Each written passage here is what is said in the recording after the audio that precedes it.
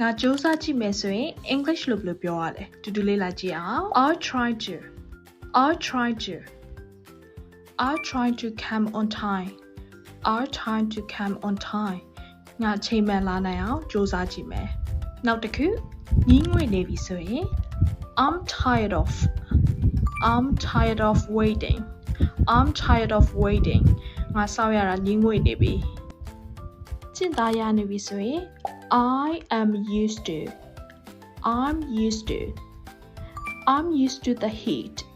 I'm used to the heat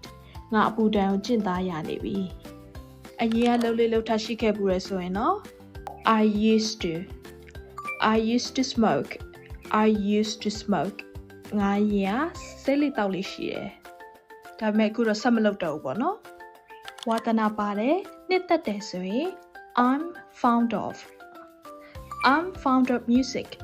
I'm fond of music ငါဂီတကိုနှစ်သက်တယ်ဒီနေ့ပြောပြသွားတာလေးကအကျိုးရှိရဆိုရင် comment ထဲမှာ yes လို့မှတ်ခဲ့ပေးဦးနော်နောက်တဲ့ video တွေအတွက်လည်း Cherry page ကို follow လေးလုပ်ခဲ့ပေးဦးနော် bye bye